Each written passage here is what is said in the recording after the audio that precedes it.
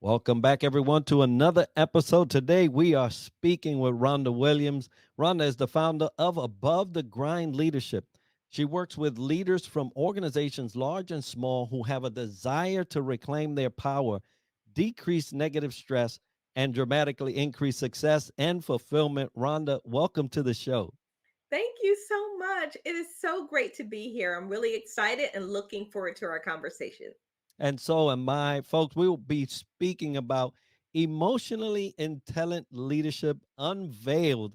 Now, I say that jokingly as well as seriously because I was just talking about how in today's day and age, we're still talking about something that is so important to the workforce, having a leader that is emotionally intelligent. Now, Rhonda, before we get into that great conversation that we'll enter in, tell us a little bit about you. Yeah, absolutely. So, again, it's great to be here. My name is Rhonda Y. Williams, and I am based just outside of Dallas, Texas, in McKinney, Texas. I have three wonderful adult sons who keep me going and keep me involved and tuned in with football and Marvel and all the good stuff happening in the world. I'm a registered nurse by background, and I've had executive leadership experiences in healthcare as a chief nursing officer, hospital CEO.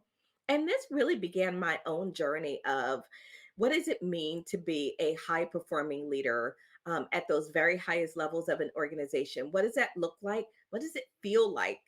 What's the result in our own personal stress and our effectiveness and all of that? And so that took me on my journey into the consulting world where I worked for organizations that were focused on cultural transformation across the organization. You know, we hear a lot about toxic workplaces today. Well, I spent the last 12 years of my career working with organizations to help them transform culture. So I am excited to be here. I'm the founder and CEO of Above the Grind Leadership, where we do leadership development, organizational development, and executive coaching for leaders. Our objective is to help you create leaders that ascend to the level of superb, right? Superb leaders. We talk about leadership excellence a lot. Leadership excellence is so 2000s. We are talking about superb level leadership, and we can talk about that a little bit later. But that's my journey and that's my goal. And I'm looking forward to our discussion. And I love that journey. You mentioned the medical field, having opportunities to grow in that capacity as a leader to the point where now you're having your own coaching practice and company, which is amazing. Not many people get to fulfill that transition as nice as that, although it may have not been all roses. Right, we entrepreneurs know that that's not the case. But as we're talking emotional intelligence, even in today's age, how does emotional intelligence impact leadership effectiveness, and why is it crucial for success in today's dynamic business environment? You know, we were talking before we went on air about emotional intelligence and why it seems to be such a struggle to get organizations to embrace emotional intelligence. I think one of the reasons for that is because we have been taught for so many years to value technical competence. We've been taught to value hard skills, so it's difficult to wrap our minds around the fact that emotional intelligence, this thing that we can't exactly see and we can't quite measure it in the way that we do other things, that it really matters. It's just this warm and fuzzy thing that's just going to be here today and gone tomorrow. Nothing could be further from the truth. I like to say emotional intelligence is always working in your life. The only question is it working for you or is it working against you? And that's up to us to realize. And we can answer that question by looking at our results, what's happening around us, how our teams are responding to us. The results that we're getting in our lives is an indication of how we are managing and navigating our emotional intelligence. So for leaders, It is working in every aspect of your life, at home, in your personal relationships, your relationships with your significant other, your relationships with your children, whether adult or not, and at work. It is working to form those bonds and relationships. It is forming trust or breaking trust. It is forming and fostering healthy cultures or not. It is contributing to toxicities or not. But all of those areas that leaders care about, emotional intelligence is central. It is at the core of all of that. And a lot of those relationships require strategies. They definitely require a lot of investment. So I wanted to ask, what practical strategies can leaders employ to enhance their self-awareness and empathy, key components of emotional intelligence? Yeah, so I love that question. And for me, one of the very first things that leaders must do is to pause. We want to pause and become much more aware of what's happening around us. If we are tuned into our environment, it will give us the information that we need. The research says that most people believe that they are self aware when they are actually not. And it's something to the tune of close to 85 or 90% of people who actually believe they are self aware are not. That's a huge number. That's a huge number. And so, what does that mean? That means that we're not actually aware of our impact and how we are showing up for others. When people say that I'm self aware, what they often mean is that I know myself. I think I know myself pretty well. I know who I am. Do you know yourself in the context of how you impact other people, the difference that you make for people? If you were to leave the room and I were to ask people about you, would they say the same things that you would say? Maybe, maybe not. Self awareness is about understanding who you are, but it also is about understanding your impact on others around you. The only way that we can do that is to pause, pay attention, tune into our own emotional states, do a bit of reflecting. I like to tell my executive coaching clients, how are you reflecting? Are you reflecting at the end of the day, at the end of the week? Are you taking an intentional look at what went well, what could have gone differently? Not for the sake of judgment, but for the ability to manage and navigate a little bit differently. And with empathy, I love the question about empathy because today employees are looking for leaders with empathy. No one wants to go to work at an organization where they feel like their leaders don't care about them. And in fact, I don't know if you know this statistic, but close to 50% of employees in US based companies believe that their leaders do not care about them and do not care about their work life balance. That's a challenge. That means they're not feeling the love, they're not feeling the empathy. And we as leaders need to own that. We've got to get better at that. We can have high standards, we can hold people accountable, and we can be compassionate and empathic at the same time. They are not mutually exclusive. So, what for us to be more empathic, again, pay attention to the signs around you. Are people feeling that empathy for you? Are you really trying to understand what this other person might be feeling? Or are you just trying to get to the end of the thing, the end of the task and get it done? Are you paying attention to the human being standing in front of you who might have a challenge, a need, a desire? Empathy is about the willingness to really connect with them and understand what they're going through emotionally with the goal of being supportive and helpful. Now, 50% or close to is a staggering stat, folks. I that's half of your workforce is feeling this way. And so leaders are often challenged on not only knowing themselves, but knowing how they actually impact their surroundings and can cultivate a great workplace. So, in what ways does emotional intelligence contribute to fostering a positive and inclusive workplace culture, which a lot of people are after? And how can leaders actively cultivate these qualities? Emotional intelligence, I mentioned earlier, is at the core of strong, healthy, inclusive cultures. As we think about emotional intelligence, it shows up in our communication. For instance, if I'm communicating with someone, I could be reacting or I can choose to respond. That instance between when I make that decision is about emotional intelligence because that's when it kicks in. We all have reactions in our head. The first thing that pops in our head hopefully isn't the thing that pops out of our mouths.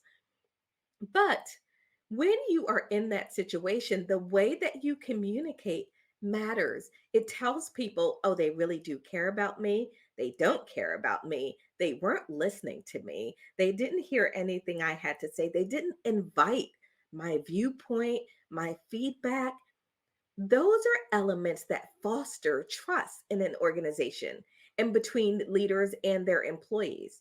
If people don't feel cared for, they are not going to trust you and they are not going to extend themselves for you beyond what they absolutely must do. I need leaders to hear this. Discretionary effort is the effort that people can give above and beyond what's required and that standard level of performance. So you want people who are engaged and enthusiastic and really working for you and the organization in the way that they extend themselves into that discretionary effort. That means you, as a leader, are able to get the best from your people, not because they have to give it to you, because they want to give it to you. That's a completely different place to be. So it shows up, emotional intelligence shows up in how we communicate, it shows up in how we influence. If you believe John Maxwell, who says leadership is influence, nothing more and nothing less, then that means we need to be influencing our people to do their very best, not directing, not dictating, not mandating. Those tactics of the past are not working with today's workforce.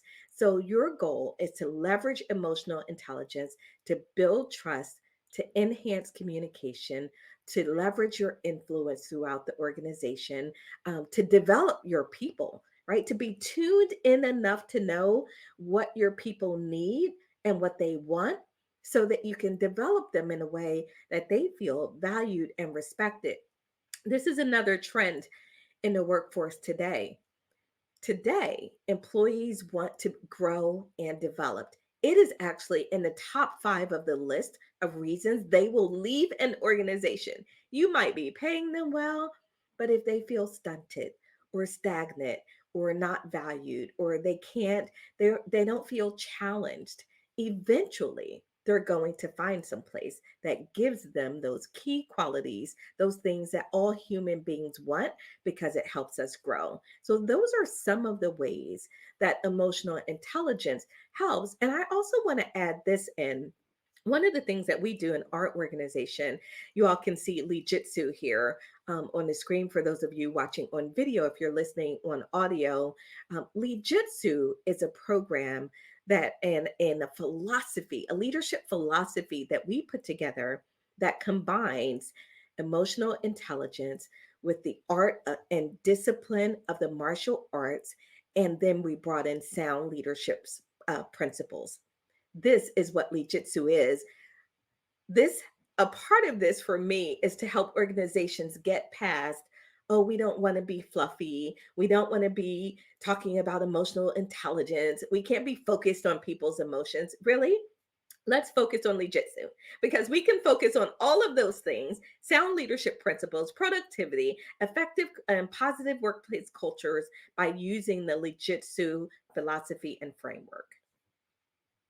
I love that you bring the relationship between the mind, the mouth, and often the heart, because between those three, you can really get in trouble as a leader if you don't have those things in check and are in congruence, I would say, Absolutely. to making sure that you have a great not only leadership style, but also a great impact. And you talked about influence and John Maxwell.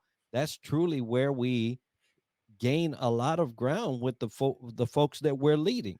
So, Mhm. how can leaders effectively manage and regulate their own emotions, especially in challenging situations, to maintain composure and make sound decisions? Yeah, so emotional management is a strength and a skill like any other skill. So when I went to nursing school, I had to practice before I could start IVs and all of the things, the technical skills that were required to be a good nurse and be an effective clinician. I had to learn those things and practice. Why do we not believe that we should be practicing emotional management, emotional regulation, self control? These are simply skills that we can practice. I ask leaders to begin by again recognizing that space of self-awareness. So when you can begin to recognize your own emotional triggers, you can begin to number one, be prepared for them. You can have a plan for them. You can have now that doesn't mean that everything's going to go perfectly all the time, of course not. However, you can catch yourself when you are aware of what pushes your buttons. I talked to one leader who said, well, what drives me crazy is lazy employees. Immediately, the coach in me wanted to ask all kinds of questions about, well, what happens for you when there is someone who you perceive as being lazy? Do you change your communication? Are you now all of a sudden micromanaging them? Are you less receptive to their feedback? What happens when you are in that space when you are triggered? Because you can manage what you recognize and notice. You cannot manage what you are not aware of. Okay. You cannot manage what you are not aware of. So, the very first place we begin is always with awareness. So, if we're going to manage our emotions, being aware of what those triggers are, also being aware of what the response is. So when I get triggered, what is that response for me? What tends to happen? How do I tend to act? What am I saying? How am I behaving? Right? All of those are things that we need to be paying attention to. When you know those things, now you can begin to set a plan for yourself. You can say, today, when X happens, I'm going to press pause and I'm not going to respond for 8 seconds. Why? Why do I say that?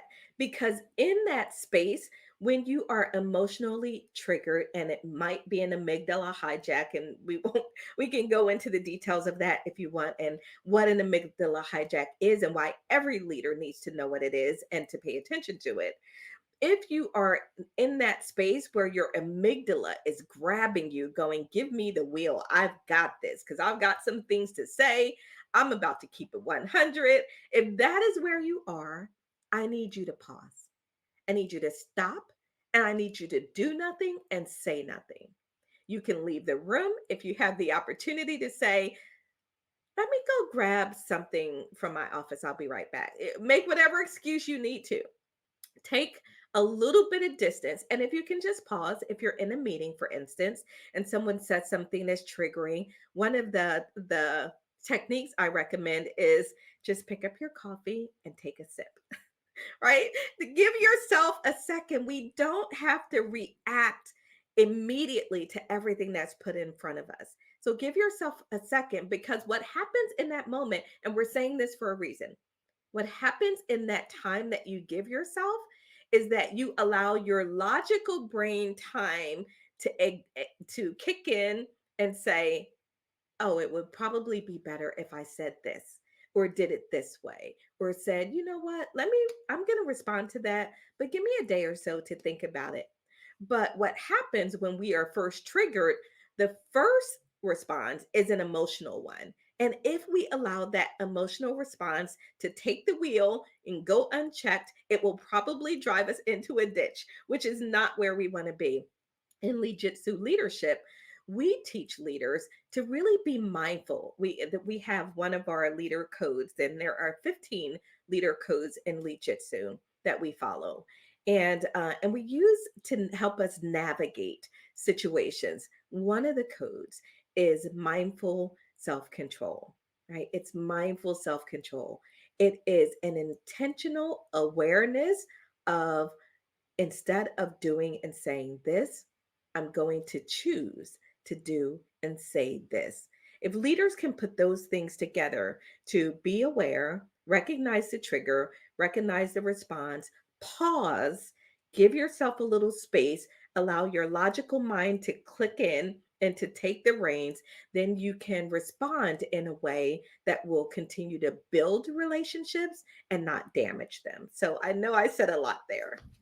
No, and I love every bit of it. Half of it I was cracking up because I, s- I said I've been in many a times where oh no you didn't was what I said, and had to give myself an opportunity to collect the professional side of Enrique and say, all right, now it's time for you to come up here and do your job because if you let me go, things ain't gonna look pretty. And we find ourselves in challenging moments all the time as leaders. There's Mhm, going to be something, but you mentioned something that was just so on point, that hijack. And if folks, if you don't know what the hijack is, look it up. We will definitely allow time for you guys to make comments on the podcast and YouTube, but find out what that is because it happens so often, and I see it play out so much that is critical because we go into this relationship uh, sabotage, right? And mhm, in leadership, we mentioned trust. You mentioned trust earlier. It's important for us to be the conduit. We are the bridge for our people, right? We are the bridge to their answers that we need to get. We are the bridge to the solutions that they're looking for. We are the bridge to the resources that they need to be the best version of them at work. So there's a lot of interpersonal relationships that are built, and we cannot allow ourselves to be the sabotage of that, which brings me to my next question, which is what role does emotional intelligence play in building strong interpersonal relationships within the team? And what actionable steps can leaders take to strengthen connections and collaboration among team members? Because I know that's critical. It is critical. And it's a really great question. I'm going to start with the second part first with what can leaders do. So, if you want to strengthen relationships at your organization, have your people feel cared about, and really have, it doesn't always need to be that you win or they win, or that outcome doesn't always have to be perfect. But where you can always begin is by fine tuning your active listening. This is something we are also really bad at. We're really bad at listening. I know we have two ears and all of the sayings around that, but you know what? We don't listen. We don't listen to each other. We are so often formulating the response to what we're going to say before the person has finished speaking. We're so worried about, well, I need to get this in, or here's what I'm going to say to that. Pause all of that inner chatter and listen. Listen to what the person says, not just with your ears. I need you to, so I want you to think about, I'm going to give you instructions right now on how I want you to listen. So when I say active listening, and we talk about this in our Leadership Academy, or we have a Leadership Essentials module that's 24 lessons for leaders that takes us back to the basics. When I'm talking about listening, I want you to listen with your whole self. I want you to listen with your ears. I want you to watch with your eyes. I want you to open and I want you to feel with your heart. When you are listening, whole body listening gives you so much more information than just casually listening so you can respond. And that's what the research says. The research says we most often listen to respond. We don't truly listen to hear. I need you to listen to hear, because when you do full body listening, you know what you say to the other person on the other side? It says, I care about you. I care enough about you to give you my full and undivided attention. Like you are the most important person in the world right now. The quickest way to have people feel cared for is to listen to them. It's not to do pizza parties, it's not to give them gift certificates, it is to listen to them. Ask them what's happening, ask them how they feel, not just what they think, right? We are emotional beings. I know we like to be all logical and all of that, but at the end of the day, we are all emotional people. We make decisions, we react and respond based on emotion, and we justify it with logic. Men, women, guys, girl, everybody. This applies to everyone across the board. I need y'all to hear this so much so that I'm going to say it again. We make decisions emotionally, and we justify them with our logic. So if you want to connect with people, if you want to build a better environment, if you want to strengthen your workplace culture, if you want your people to increase their productivity, if you want more discretionary effort, then care about people. How do you do that? You use more empathic communication, as we discussed earlier, connecting with their feelings, validating, acknowledging who they are and how they feel. And you increase your active listening to the point that you are listening more and speaking less. I would challenge leaders with this. The next time you are in meetings with your team, do less talking, do more listening, ask deeper questions, become curious, become curious, use what we call Socratic questioning to make sure that we are deepening the our insight that we're gaining for our people. So ask them what they think, ask them how they feel, listen, listen. Listen more than you are talking and use empathic communication. Those three things will transform your organization. That's what we talk about when we talk about lead jitsu, what it means for each leader and their own behavior, and then how it ripples across an organization. Very powerful indeed. And I would heed that advice and comment there. It's so important for us not only to get this information, it's great. It's great to get the information. What are you going to do about it? Right. One of my coaches said, now that you know, what are you going to do about it? A very impactful question, and one that I post to leaders today as we're trying to implement these emotional intelligence strategies, namely you. Now, I'll tell you, and I'll tell the audience that there was a tool I used that was very profound, especially when we talk about awareness. And you mentioned that earlier, how we are aware more of what we are, not how we impact. There is this thing called the being profile, a company out of Australia and Genesis, and it was mind blowing how unaware I was about awareness when I took that thing. And here I am teaching this stuff, right? So it's very important for leaders to go a little beyond. And I love what you said, right? Superb.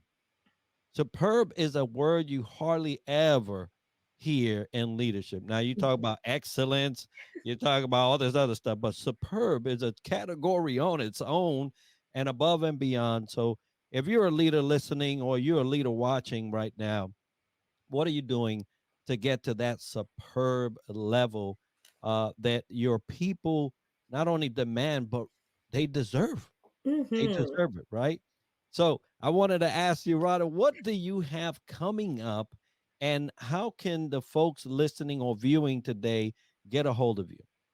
So thank you for that question. And I love that, talking about doing, this is my favorite, one of my favorite quotes. And I actually got it developed into a post that I put up on my wall. It doesn't matter what you know if it doesn't influence what you do. It doesn't matter Come on what now. you know if it doesn't influence what you do. Here's the example that I use all the time. I always like to put myself out there because this is about us, right? It's a we. No, none of us ever arrive. We're always on the journey. So I say, I know I shouldn't eat French fries, but I eat them anyway.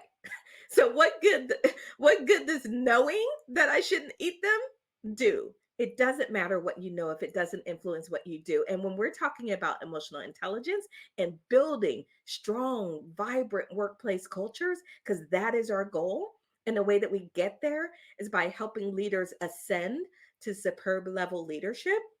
That is about moving beyond what we know, and it is about accountability for what we do. That accountability for what we do will transform your organization. So, I have an invitation to everyone out there listening. If you don't know where you are in the realm of emotional intelligence, I invite you to take our emotional intelligence assessment.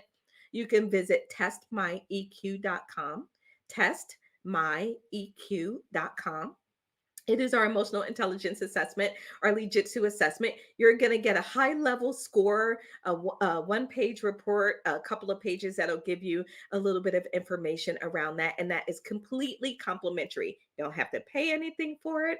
So the question is, are you ready to elevate your awareness? Right? Are you ready to? It can be a little scary. So are you ready to really go there and dive into who am I as a leader? And what's beautiful about the assessment is it breaks down 18 competency areas for leaders.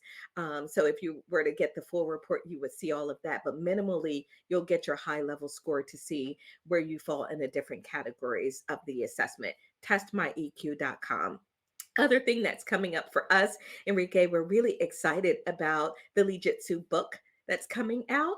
And really excited about this book, which is an organization, a hospital's journey um, to really improve and transform their culture. So you're going to get to see some different things that you can do in the Lee Jitsu framework that can help organizations. In fact, organizations, healthcare or not, will be able to take this and use it as a bit of a blueprint to form their own plan for cultural transformation. So we're really excited about that.